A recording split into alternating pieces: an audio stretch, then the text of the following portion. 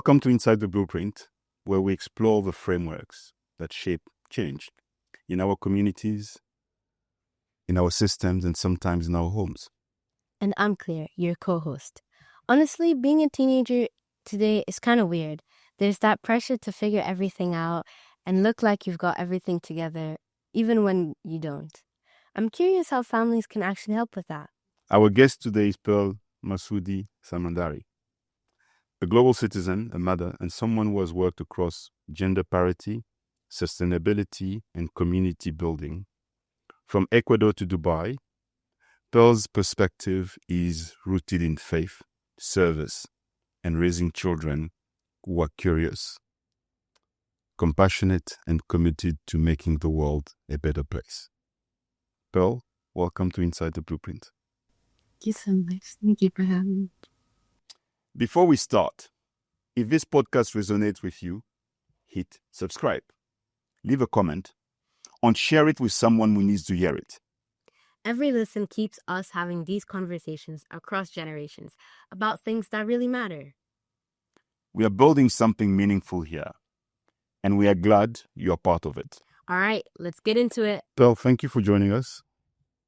We were, gifted with relationship of this common friend that we have when you met many years ago when you lived in Ecuador. She believed that our families should connect, and you hosted us. And today, we are hosting you. Thank you so much. Where does it start for you when you start to realize that your path is going to be about being a global citizen? Yeah, interesting question. Thank you so much for having me. It's so nice to be here with you today. That's a good question. I guess I was born into already somewhat of a multicultural family. My mother is half American, half Iranian. My father is Persian. I was born in Switzerland. And soon after we moved to Latin America, we went to Ecuador. And to keep the kind of French side and potentially go back to Switzerland, I was put in the Lycée Français in Ecuador. And so already from the very beginning, I guess, I was just exposed to so many different cultures and so many different kind of ways of doing things and languages. And I guess that's something that from very early on shaped me in the same way that I'm sure it has shaped you. And I'm interested to hear also how you feel that it's played out in your life.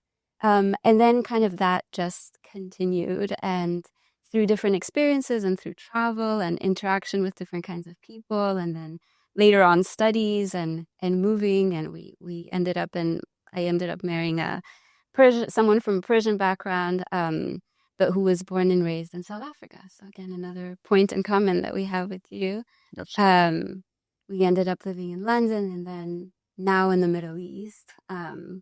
So yeah, our kids have lived in 3 continents already and are exposed to kind of the similar cultures and languages, and yeah, I think it really does shape in a way your worldview, right? Breaks down barriers, I think. It does. Certainly, and yeah, I think that's kind of similar to like me and my brother, because we both like moved around a lot, and we were born, like both of us were born in Switzerland, and then up Swiss. we left. I think my brother was like 18 months, and I think I was 2. Then we went to Johannesburg, lived there for a year. 1 year. 1 year. Then we went to Ghana, and we lived there for 3 years. Then we went to Cape Town, and then we came here. So that's a lot of places. Yeah. Someone who is, you're 13, yeah, right? Your brother? He's 10, turning 11 this year. Yeah. Yeah. Yeah, it's all my fault. Yeah.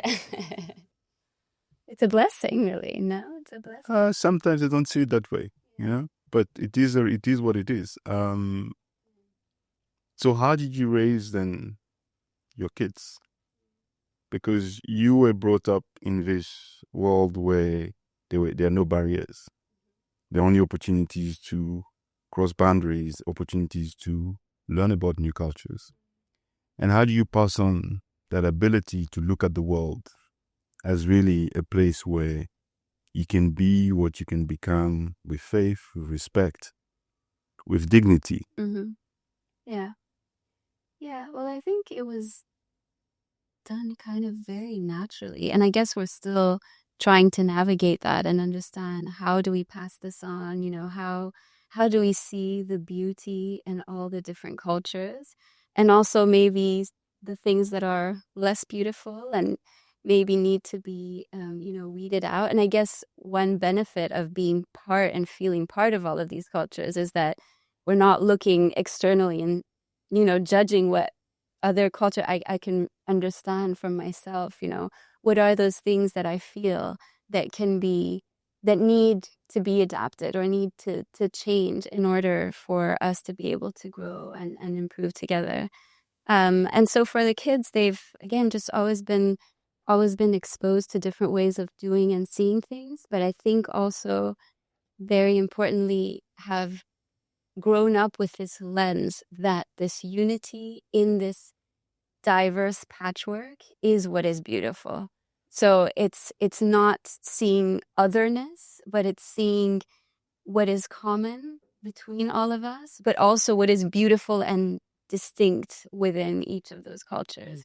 And knowing that potentially we can build something beautiful from all of that, right? So you can look at a garden and it can have, only the same flowers, or you can look at a garden and it can have all kinds of different flowers of shapes and smells and sizes, and how much beauty there is in that, right? And I think that's the thing. There's such beauty in this diversity if we see it as a treasure and as something that we can help flourish, right? And so I think these conversations with the kids of stopping and helping to observe certain things and saying, look how wonderful when this happened in this way. Look how wonderfully this culture focuses on hospitality and giving. And look at this culture, how, precise and punctual and, all of the things you pointed out.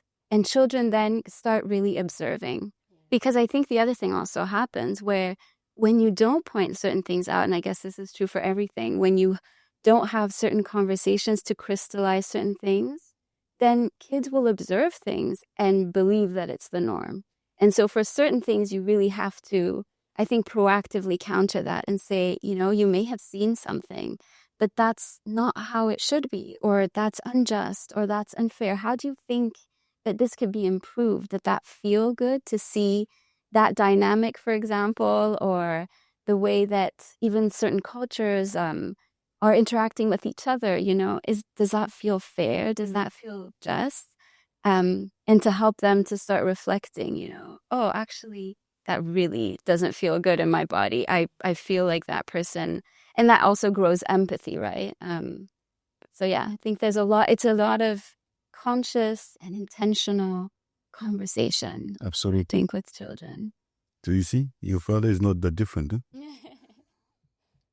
And by the way, I think there's also a lot we learn from children. And I think their perceptions and their point of view also help so much in reframing for us some of these things. They come in with purity, Yes. still unsullied and without this veil sometimes of prejudice. And that's where you guys help us to see things differently as well. I agree. And it's this cycle that we help each other to improve. Yeah. Like what? Like You said like, I agree. So what? I agree with the fact that one thing that I've learned from you has been patience. Because when you were born, I was never a father before. So I became a father because you were born. And children for the first 2 years don't say a word. So now you have to look at this human being and figure out, okay, if she cries like this, does she mean that she's hot? Does she mean that I need to change the nappy? Does she mean that she's not comfortable? You have to figure out. But you could not express in words what it was. So that, to me, any book, any experiences that I've had does not match this. because I have a responsibility over your life. And I remember at the hospital when you were born, and then they gave you to me. To be fair, I had no idea what to do with it. You know, but you were there, and I sort of started whispering to you, and I never spoke to you like you were a baby. I mean, that baby talk is one thing that I never did, because I strongly believe, and that was a friend of ours that had children before us that said, you have to speak to your child as you are having a conversation. So imagine having a conversation with somebody that doesn't respond. That teaches you patience. That teaches creativity, because, you know, you have to find ways to be creative in that conversation. So yeah, that's one example. Does this work for you? Mm-hmm. Okay. I remember that feeling. I actually went and visited a friend in the hospital before having children. And the baby started crying. And I'm like, oh, what does she want? And she was like, I have no idea. And it was the first time I thought, what? We're not born knowing what our children want. Is that not the kind of the basic thing that comes in?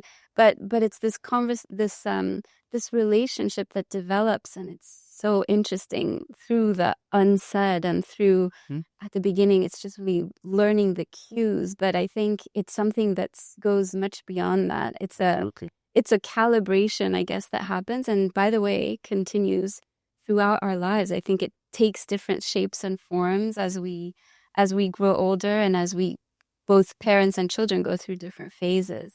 But there's really something so special and divine, I guess, in the bond between parents and children. I 100% can feel that. Yeah. Well, this is not really related to like It's okay. this, but when you were like, for example, if you had to describe the word social impact to either children or even like your children, how would you describe it?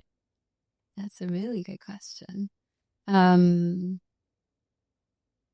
Yeah, I think we are social beings. I think human beings are social beings.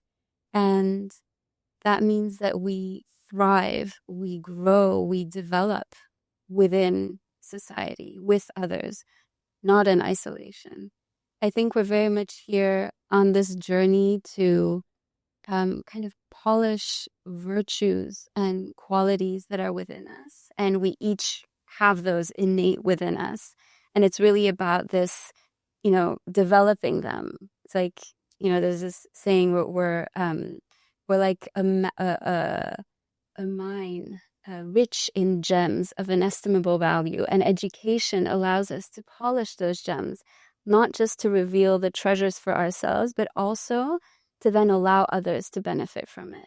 So we're in this world kind of each trying to improve ourselves, to become more patient, more generous, more empathetic, more grateful. But we're not only doing that in isolation, and actually we're also learning that through others. So if I'm alone on a mountain, it's hard for me to learn how to be generous or to learn how to be caring. I do that in an interaction with you, with someone else, right? That's how I'm also tested, because otherwise it's very easy to be generous if no one's trying to take anything from me. So, you learn that, with Liam, you probably learned that very, very early on. Like, oh, he's cute, and now he's trying to get my stuff. He's trying to play with my toys. Like, where do I find that balance? How do we polish those qualities and those virtues that we have? And I think with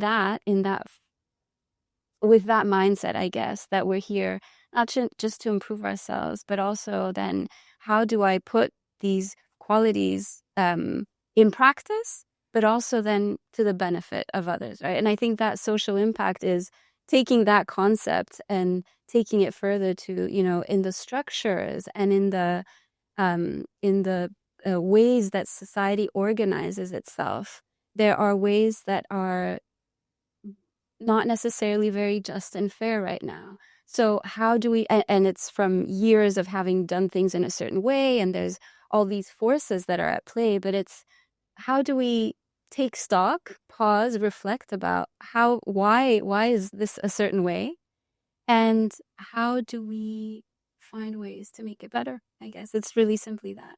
And I guess in the context of my children, if I were to explain it or to have this conversation with my children, it's really to say, and go beyond and say, and we each have a role to play, and we each have a capacity to do something to change what we believe is not, correct, or where we think there can be improvement.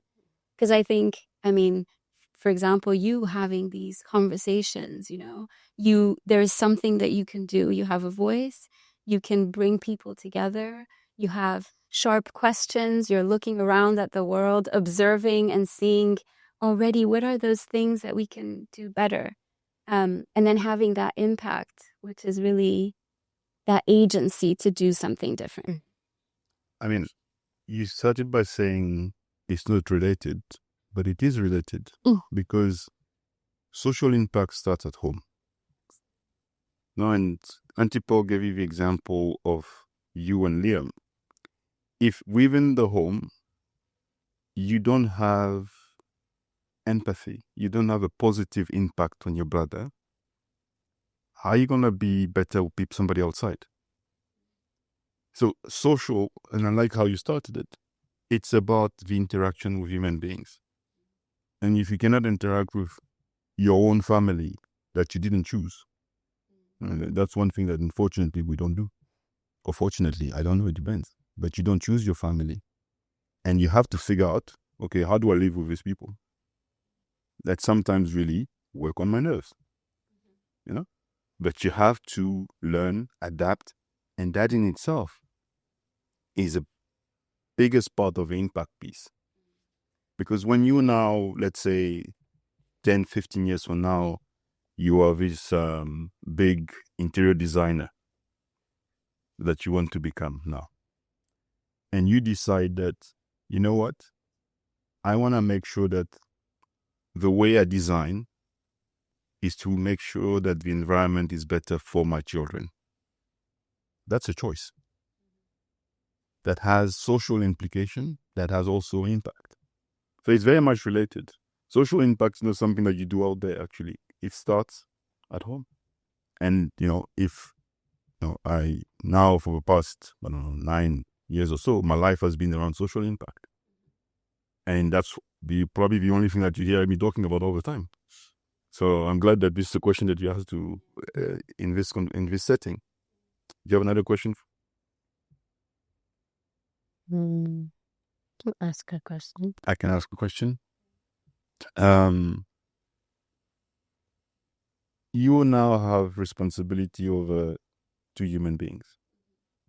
And the way you describe it, you really want them to get into this world and embrace it. What are some of the values that for you are really good to nurture, important for them to remember and to act accordingly? We're gonna say, okay, so what qualities we're nurturing in our children? I guess one is this deep desire to serve, right? And to be of service to others. Because I feel like that's something that is also very innate in us. I think we all come into this world knowing and feeling that we can do something for others. And take even small children, when you ask them to do something very small for you, can you please go and bring that cup? Yes, mommy, they'll run, and they love being of service. They love helping out. You'll ask them to wash the dishes. They'll be happy to wash the dishes with you. So obviously they're modeling what they are seeing from others, and in that process they're learning how to do things themselves, and they're practicing. But I think there's such a deep feeling of wanting to be of value. I think that is something that is within all of us. And it's then about, helping that to grow, right? And channeling that towards different things. So noticing in your children, you enjoy doing this, you are good at that. So look around, and how can those things be something that add value to the world? So you're mentioning kind of design and, I don't know, within architecture, whatever it is, I think every path that we can choose has an element of us pausing, reflecting, and saying, how can this be done better? How can this be done respectful of other people?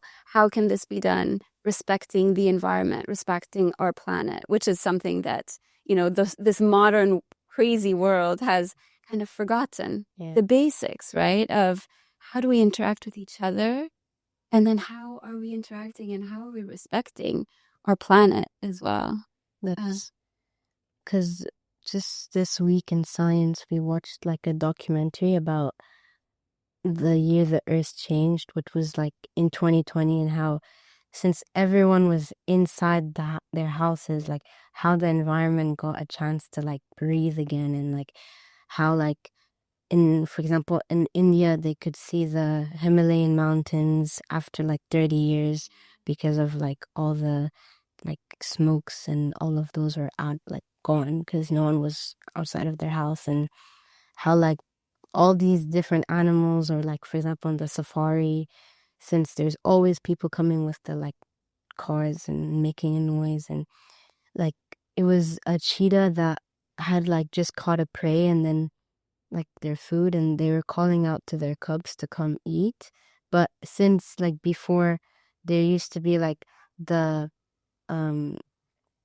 loud noises, usually like the other like competitors, like for example lions would come and eat their cubs because they could hear the cubs as well.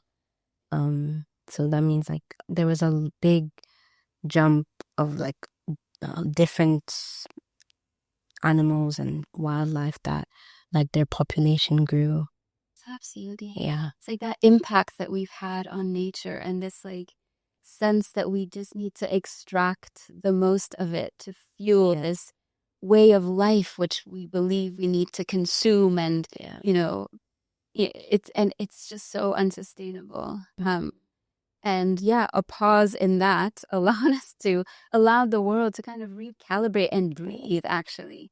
But then the question is, what did we learn from it? Do you think we learned from it? Do you think? No, we don't think so. I think like even if there's like 100 documentaries that are on it, people still don't change because like they think that, well, then I have to give up doing all of these things. And also it like some of the things, it's like jobs for people, so then if you take it away, then they have no job.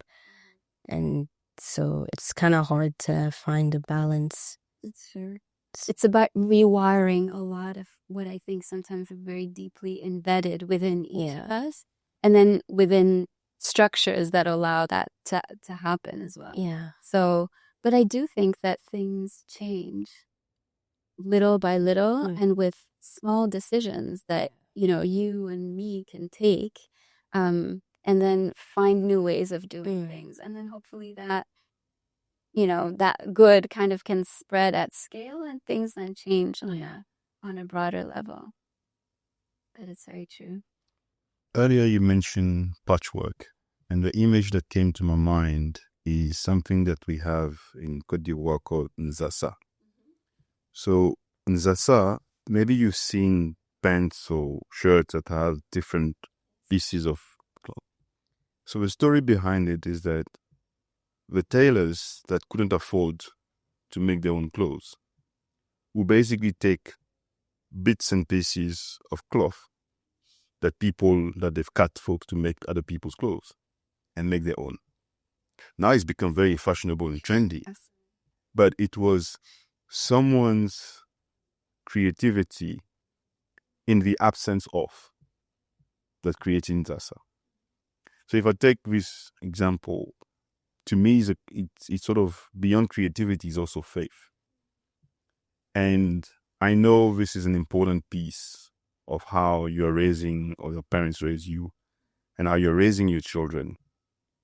Tell us how faith has been part of a journey, even in times when you could no longer believe, And in your case, your parents left, may not return.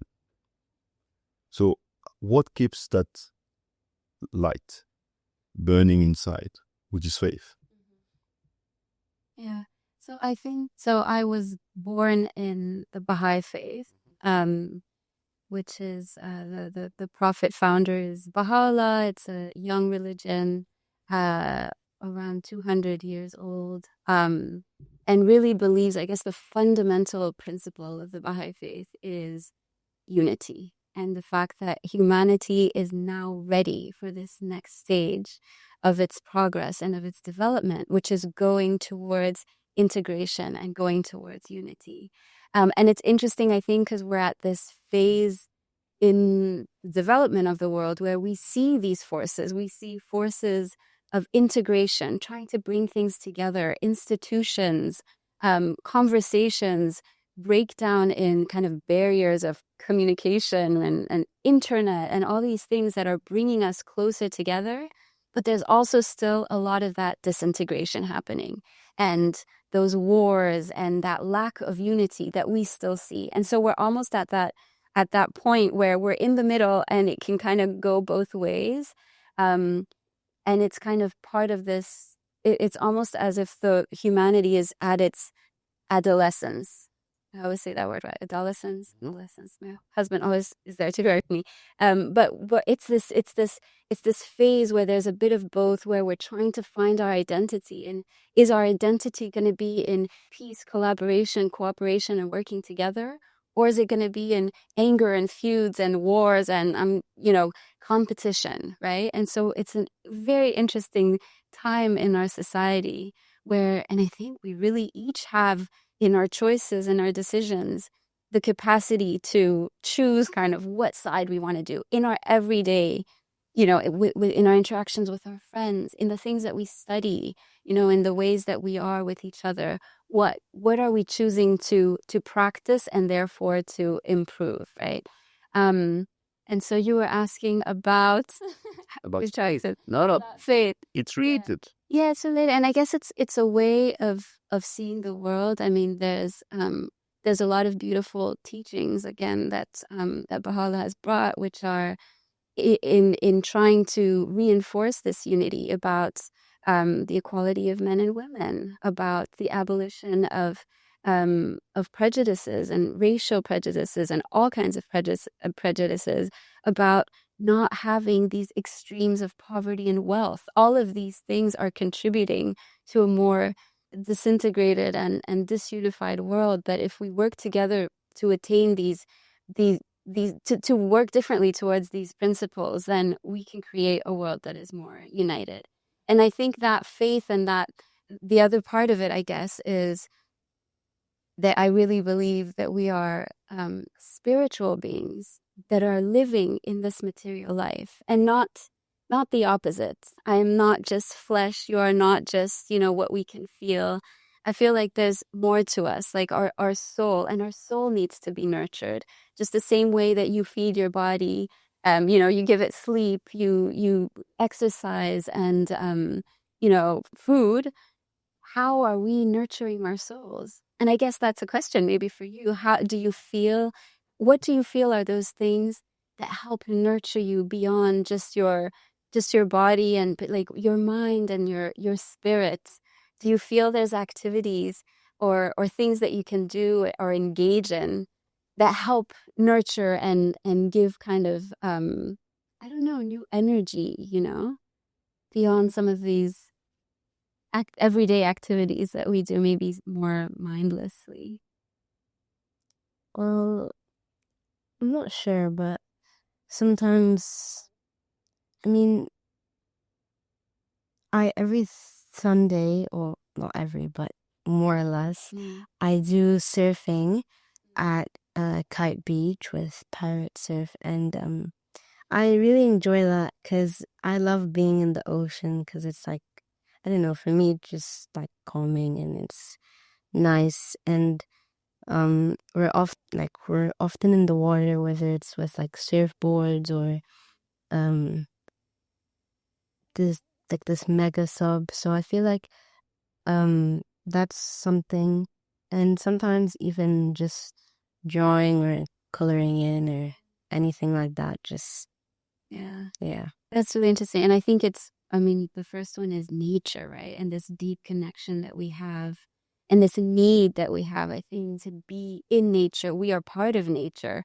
We may try to forget it and be in concrete buildings and that, but I do think it's a deep feeling that we have to be more rooted and connected and grounded in nature, and how it's inspiring. It brings awe. And I think that feeling of awe and amazement is something that, again, it's such a human feeling, and it makes you feel like not little, but I guess it allows you to see what is bigger and what transcends. And I think that feeling of seeing something that is bigger, a bigger force, knowing that I'm part of something that is more majestic, than just the everyday little things that I do. I think that is something that definitely nurtures the soul. And the other thing you mentioned is art, right? Art and seeing beauty in things and creating. I think those are things that are like expressions and manifestations of faith, right? So faith. And of connection. And I think spirituality, all it means is it's a connection with something that is beyond us, right? And so how do we make sure that in our everyday life, and I guess service also goes as part of that, wanting to do things for the other, seeing how can I be, sacrifice my time, my energy, share my ideas to me, to go towards building something that is bigger than myself. And all of those things, which, by the way, you do without even noticing, I think, being kind to your brother, saying a kind word to your mom or dad, helping them with something. All of those things, I think, go towards nurturing your soul, and beyond just the breakfast, lunch, and dinners and popcorns that we have. It's really those things that I think are what make us human, and connect us. That is. And I like what you said about being able to be part of something which is bigger. And if you look at this tailor, then look at these pieces of cloth that are cut. He or she can see what this is going to become. But for the person that came to pick up the beautiful shirt or dress, this doesn't mean anything anymore, because they have what their definition of what beauty is, for example, has been. That person saw in what was left over, in what was not valued, a way to transform it. And that to me is one of the most powerful acts of faith as well. Because it's not necessarily in what we thought it would be, but in accepting that it is not going to be linear. As I said in the beginning, when I became a father, it was an act of faith, because you now have the responsibility to keep that child breathing. And you look in the Bible, the first is that after God created, it was that first breath, le souffle de vie. And that's what it is. And sometimes when you have a cold and you can't breathe anymore, I say, okay, but what are you actually saying? And it became very popular during COVID, that term, I can't breathe. And we know that what happened after that. So coming back to that element around faith, how do you use it in uncertain times? Because we're going through very uncertain times at the moment. And how do you keep believing that it will get better? Yeah. So, yeah, I guess it does go back to this vision of believing that we are in this very turbulent phase of the life of society in general, of humanity, but that phase passes and gives way to more stability, to more understanding, to more cooperation. And so I think really having faith that this will pass, but not just that, but that really we are learning how to build a better and more just world. Again, we have examples of that everywhere. We have those examples. We see it. We feel it. In moments of difficulty, we see how people come together. we were talking, you've spoken about COVID. In those moments, how many wonderful things happen, how many beautiful examples of solidarity and of love and of, helping each other from, and so we have this within us.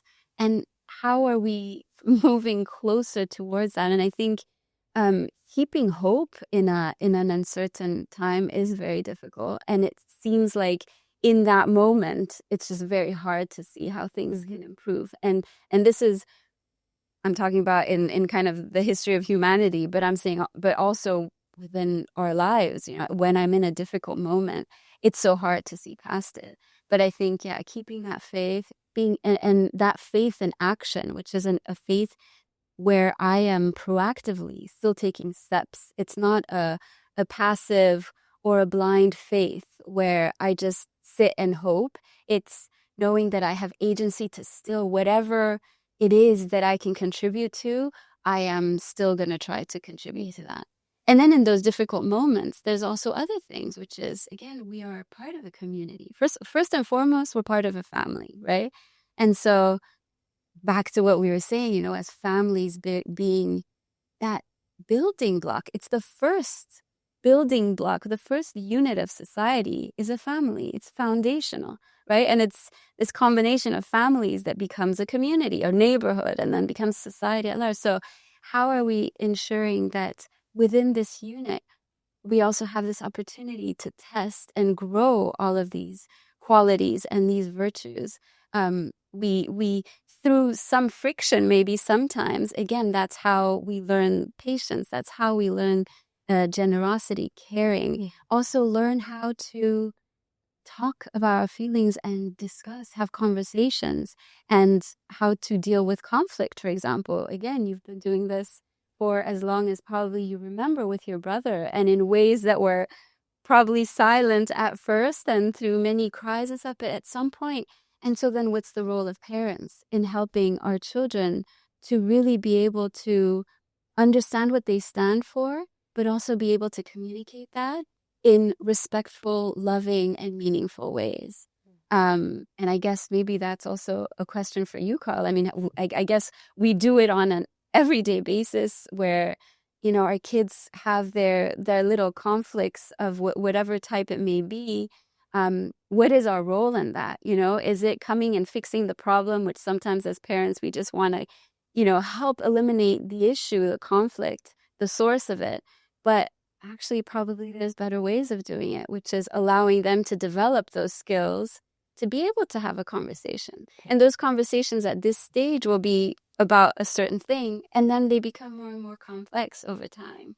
And so how can we learn those skills? And that reminds me of when we were talking about how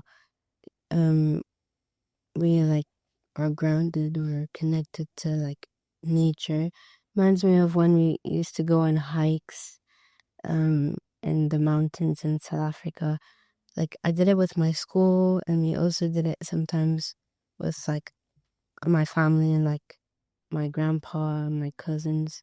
And I really enjoyed those because sometimes we would go on different hikes or it's the same place, but it was always nice to see oh look, there's a stream of water, or there's no waterfall, or look at that flower, all of those things. So that's the beauty of nature in terms of learning from nature. And when I see that they are having these moments where they're challenging each other, where you can see that there's tension, I've always have one element that I tell them: you have to learn to use your words to express yourself. I don't want to see any hands. I don't want to see any feet. It has to be the words. And it took a lot of time for especially our son to get to a place where he could express himself with words, because the first reaction was the hands or the feet. But we saw over time that they will argue, but they will not get to the hands. It took some time. But I will not intervene. No, you can, no, Claire. I will not intervene. I'll let them just watching. And then at some point, one of them will catch my eye and they will read in the look that this is off. And for Liam, the message is very simple. It doesn't matter what you did. You do not raise your hand. And I said to them, I've never raised my hand on you guys. You've never seen me raise my hand. I've raised my voice, but I never raised my hand. Because I grew up with hands being raised, and I didn't like it. But that was back then. Yeah.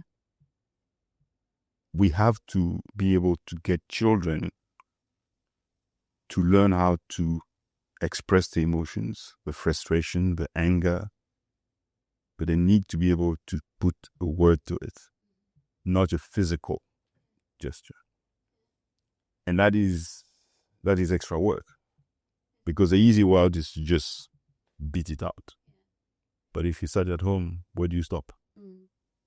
And I think that there's kind of, as parents, our role in the moment in allowing, in creating obviously certain boundaries around that healthy disagreement. I mean, disagreement is healthy. That is, again, where they're learned and they test each other, and creating just kind of a loving environment in which they can go ahead and have those conversations more than, as you say, that fighting. But I think there's our role in that moment, but I think there's also our role in the less heightened moment after, of helping reflect on what happened there. Your brother, look, he spoke to you in this way. He apologized for what he did. What did that make you feel? Didn't that help to improve? What can we learn from this for the next time? How can we, or even helping, and I think we say this for our children, everything that is about teaching our children, it's actually about ourselves, right? As parents, right? So, in the moment, someone comes at you with a reaction to something, and how can we see beyond? When someone comes and says something that's unkind to us or makes fun of us, it's like we have the capacity in that moment to take a little bit of distance and ask ourselves, there's something probably more to this, Can I pause? Can I reflect? Can I be empathetic already instead of going back at it aggressively? How do we teach our children, and again ourselves, to have that pause, to take a few seconds and go deeper? Sometimes my kids arrive home, and after a long day of school and this and that, I'm like, yay, they're home, we see each other, and they come home with also their anxieties and their stress and this and that, and sometimes they'll take it up on me. I'm their safe space. Bring it on. Let's figure it out together. Let's have a conversation. What happened today? And because children, as we're saying, we're learning language. We're learning how to articulate and string thoughts together.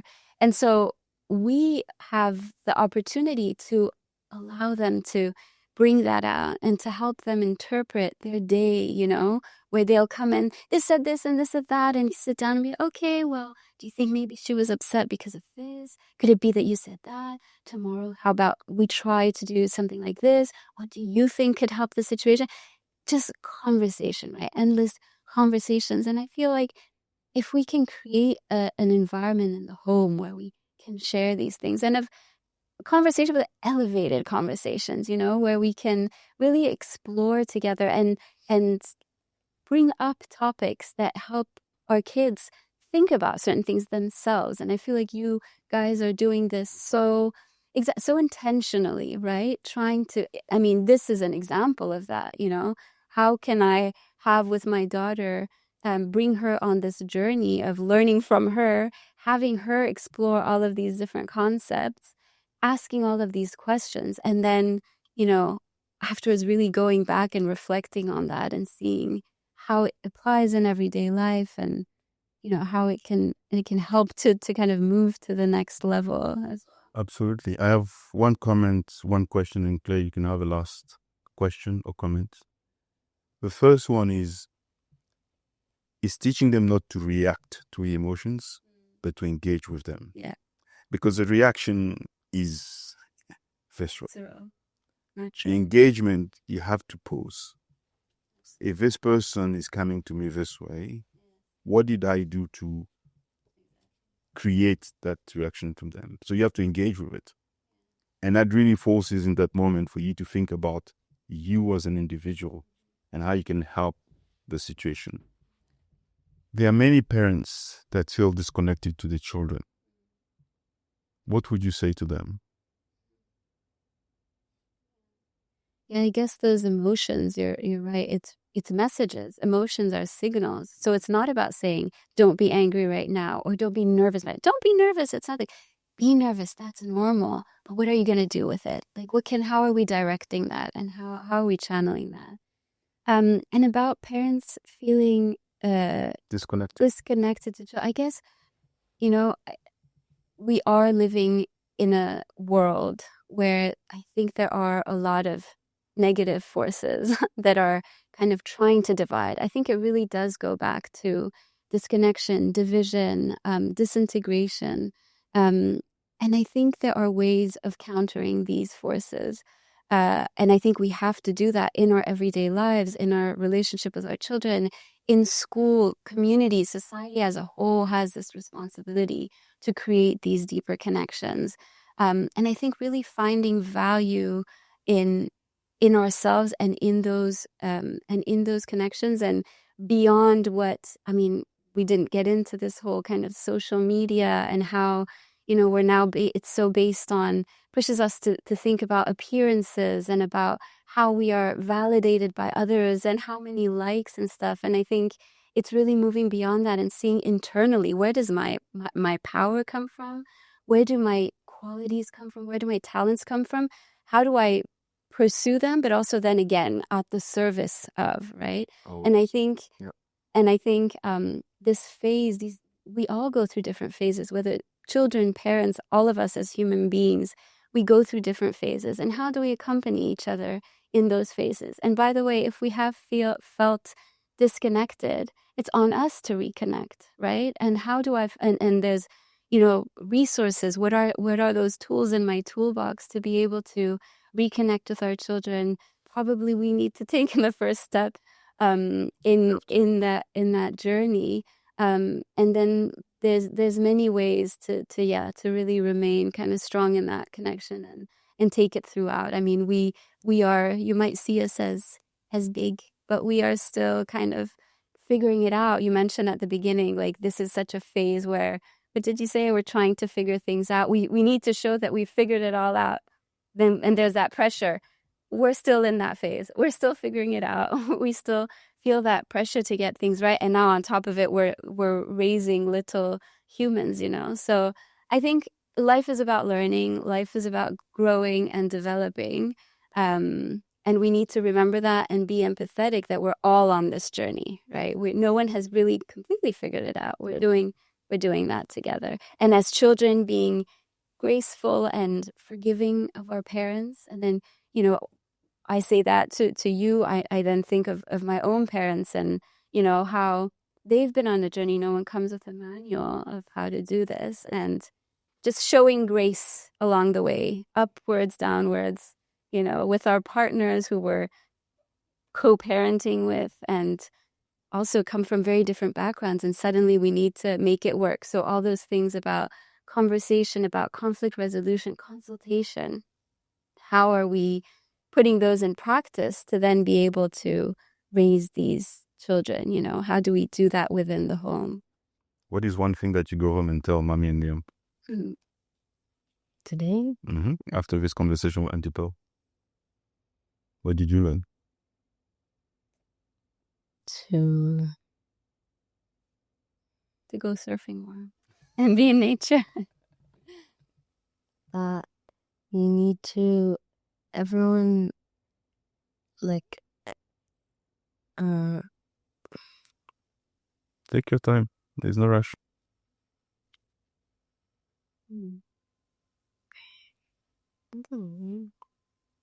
Forget about the cameras. So if Mommy, you come home, we go home, and Mommy asks you, how was the conversation with Auntie Pearl? What are you going to tell her? I don't know. That's good. It was good. What's the one thing that you remember?